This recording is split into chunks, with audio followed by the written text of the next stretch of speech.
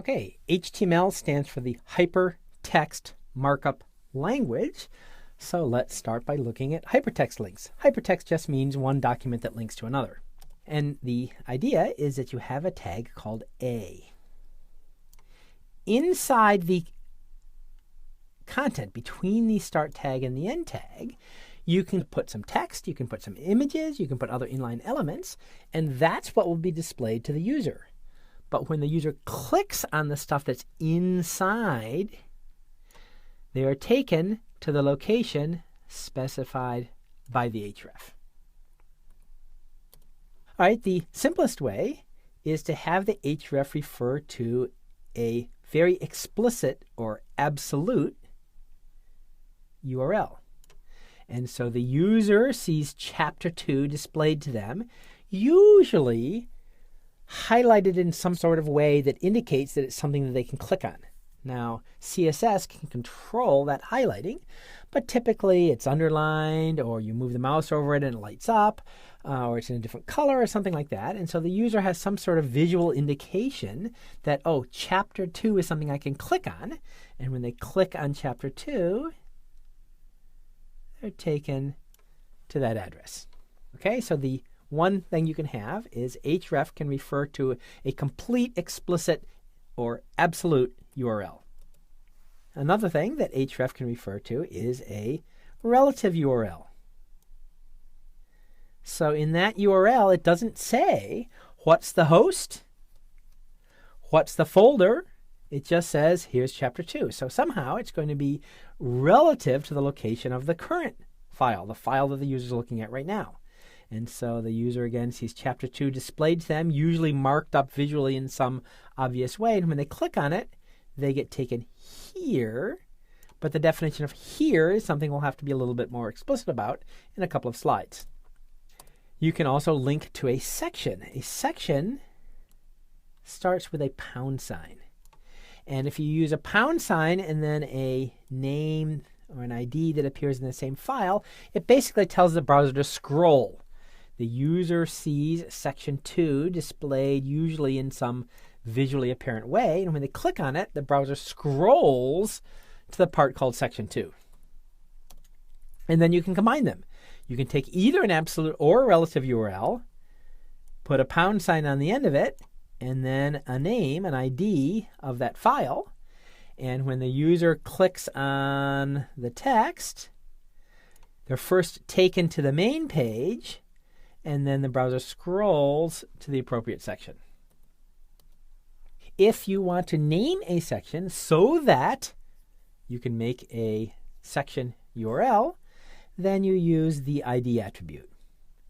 You take any other HTML element like an h2 or a p or a div or anything that you can put in your page, you give it an ID, and you give it the name. However, notice that the name does not contain a pound sign. But when you refer to it for scrolling, you put a pound sign. You put a pound sign when you refer to it so that the browser can tell the difference between a section in the current page and a separate file. Okay, so I said, oh, if you have a relative URL, then the actual address that the browser connects to when you click depends on the location of the current file. Let's be a little more explicit about that. So if the address starts with http:, then it's not a relative URL at all, and the location that you're taken to when you click on it is independent of the location of the current page. But if the URL starts with a dot, or in fact if it starts with anything other than the other options we're talking about here, then the location is with respect to the directory of the current file. Now, there's a little bit of a caveat here, which is when you look at a URL, http, some host, slash, some directory, slash, some other directory, slash, some file, and when I say slash some directory, that's a little bit misleading because the browser doesn't actually know how things are stored or represented on the server. And so the slashes in the URL don't necessarily refer to directories or folders on the server. They may or may not, but the server could be running a program that reads the incoming address and interprets it any way that it wants. So when I say directory, I mean a parent directory. Directory, as far as you can tell by looking at the URL, what looks like a directory. And so if the URL starts with a dot, or it starts with something else that isn't one of these special cases, then it's looking for something underneath the current directory. In other words, underneath the thing that was referred to with the rightmost slash in the URL. If the URL starts with dot dot, it means go up one directory. And again, it doesn't necessarily correspond to a directory on the server, but it appears to in the URL. In other words, take off the thing at the end that had the limited by the last slash and go there. And if it starts with a slash, ahref equals slash something or another, then it's interpreted with respect to the host of the current page, but the folder of the current page is irrelevant. All right, that's a little bit complicated to understand, so let's look at some examples. Okay, let's assume, for the sake of argument, that the URL of the page that we're looking at right now is somehost.com, followed by a whole bunch of folders. Now, again, those aren't necessarily folders on the server, but there appear to be folders as far as the URL is concerned. And then a file. And let's look at some different kinds of links and see what they really refer to, what page the browser will really ask the server for when the user clicks on the link. So the first would be an absolute URL, one that starts with http://. And in that case, the URL at the top, in other words, the URL of the page that the user is on when they click the link, is irrelevant. And this exact address is where the user will get taken. But now suppose that the URL starts with a dot, or it starts with something other than the three special cases.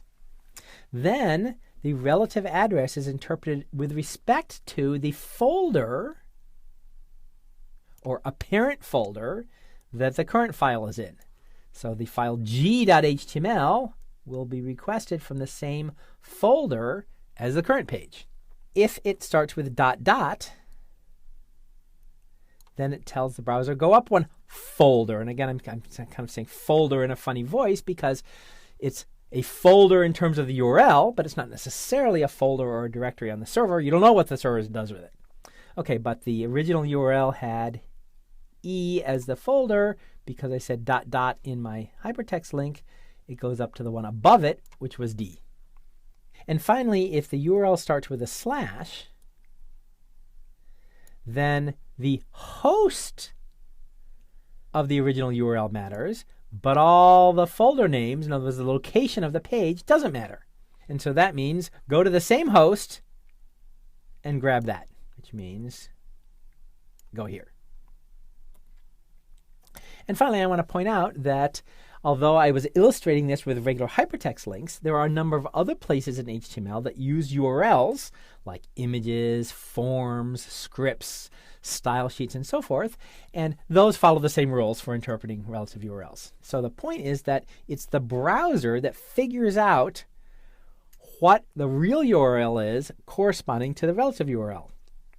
The server says the relative URL to the browser, but when the user clicks on it, the browser says, here's the real address, and requests that real address from the internet.